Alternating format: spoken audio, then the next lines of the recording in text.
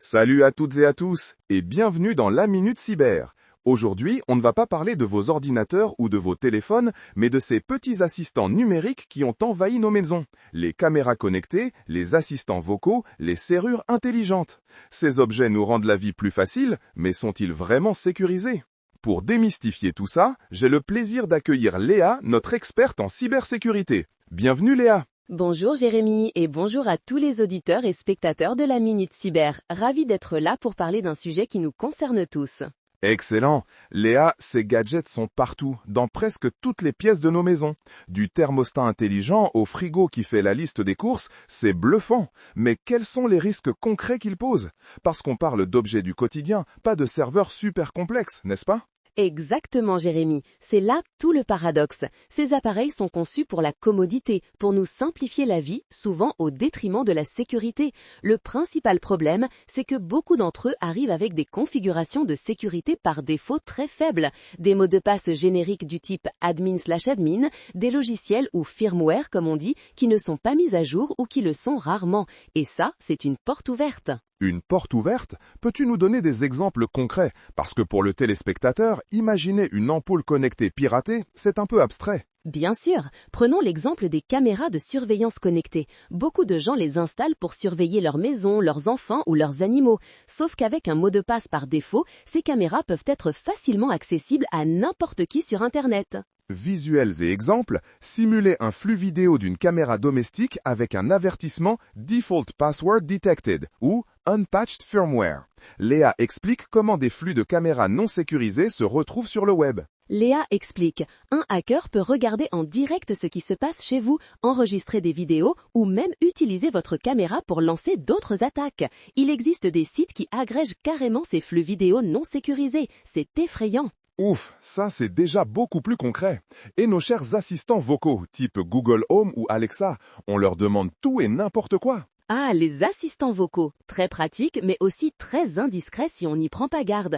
Ils collectent des données vocales en permanence, ce sont de vraies éponges. Le risque c'est que ces enregistrements soient interceptés ou mal gérés par le fabricant, révélant des informations très personnelles sur vos habitudes, vos conversations, sans compter que des failles de sécurité peuvent permettre à des tiers d'écouter à votre insu. Donc mon assistant vocal pourrait devenir un mouchard. Brûle, ça donne des frissons. Et les serrures intelligentes, les systèmes d'alarme connectés, là on touche à la sécurité physique, c'est encore plus critique. Exactement, c'est le niveau supérieur de la menace. Si une serrure connectée est compromise, un cybercriminel peut tout simplement déverrouiller votre porte à distance ou désactiver votre alarme. C'est une intrusion numérique qui mène directement à une intrusion physique. Visuels et exemples, scénario simple où un accès non autorisé à la serrure ou au système d'alarme est simulé, montrant les risques physiques, intrusion. Léa souligne la gravité de la compromission d'appareils qui touche à la sécurité physique. On ne parle plus seulement de vol de données, mais de cambriolage facilité. C'est pourquoi il est vital de bien sécuriser ces appareils-là.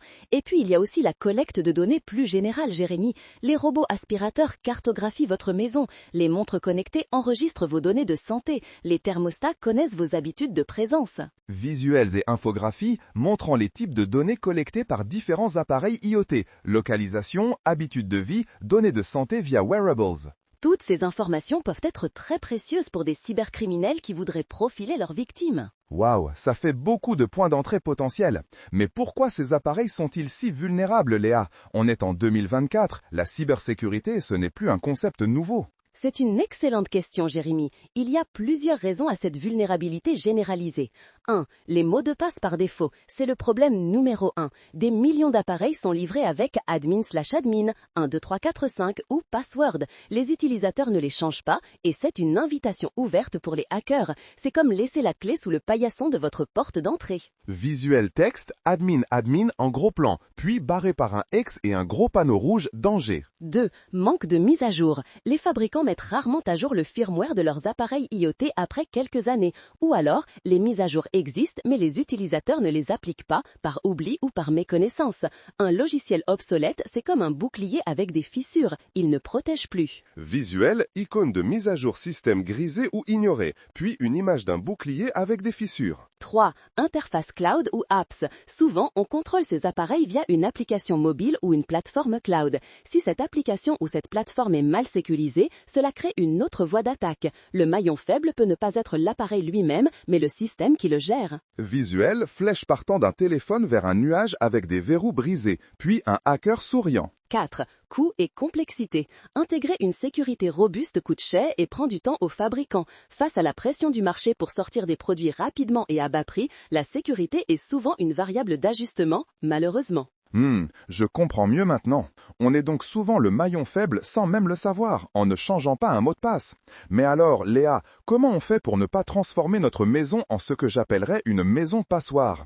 Y a-t-il des gestes simples et efficaces que chacun peut adopter? Absolument, Jérémy. Et heureusement, quelques bonnes pratiques peuvent faire une énorme différence sans être un expert en cybersécurité. C'est à la porte de tous.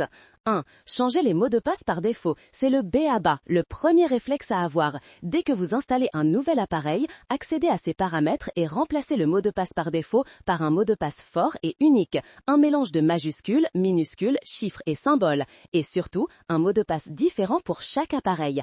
Un gestionnaire de mots de passe peut grandement vous aider. Visuel, écran de configuration avec un champ nouveau mot de passe complexe, puis un cadenas vert. 2. Mettre à jour régulièrement le firmware. Vérifiez les mises à jour de sécurité. La plupart des applications compagnantes pour vos appareils IoT ont une section dédiée aux mises à jour. Activez les mises à jour automatiques si l'option est disponible. C'est crucial pour corriger les vulnérabilités connues. Visuel, écran d'une application IoT avec un bouton Mettre à jour le firmware en surbrillance, puis un smartphone affichant Mise à jour effectuée. 3. Segmentez votre réseau. C'est une astuce un peu plus avancée mais très efficace. Si votre routeur le permet, créez un réseau Wi-Fi séparé, souvent appelé réseau invité, spécifiquement pour vos appareils IoT. De cette façon, si un appareil IoT est compromis, il sera isolé du reste de votre réseau principal où se trouvent vos ordinateurs, téléphones et données sensibles. C'est comme avoir une chambre forte pour vos objets de valeur. Visuel, infographie simple d'un routeur avec 2 réseaux Wi-Fi distincts, un pour les appareils principaux étiquetés sécurisés, un pour l'IoT étiqueté IoT isolé. 4. Gérer les permissions des applications. Quand vous installez l'application de votre appareil IoT sur votre smartphone, soyez attentif aux permissions qu'elle demande. Une ampoule connectée n'a probablement pas besoin d'accéder à vos contacts ou à votre localisation GPS.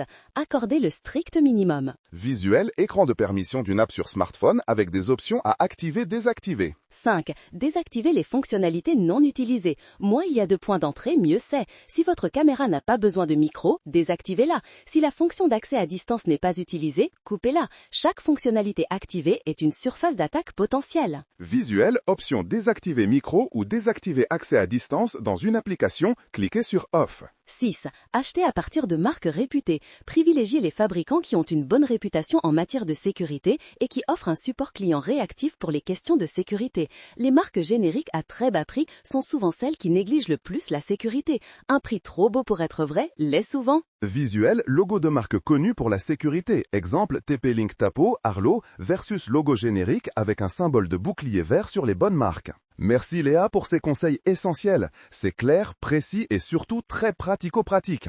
On a les clés en main pour éviter les mauvaises surprises. La maison connectée est un formidable outil, une révolution pour notre confort, mais la vigilance est de mise. Exactement, Jérémy. L'IoT est là pour rester et va continuer d'évoluer. C'est fantastique, mais sa sécurité est en grande partie entre nos mains d'utilisateurs. Ne laissez pas votre maison intelligente devenir le maillon faible de votre sécurité numérique. Prenez le contrôle. Un grand merci à Léa, notre experte, pour nous avoir éclairé sur la sécurité de l'IoT. Et merci à vous de nous avoir suivis pour cette nouvelle édition de La Minute Cyber. N'hésitez pas à partager cet épisode, à laisser vos commentaires et à nous poser vos questions. On se retrouve très vite pour un nouveau sujet passionnant. D'ici là, restez connectés, mais surtout restez sécurisés. À bientôt!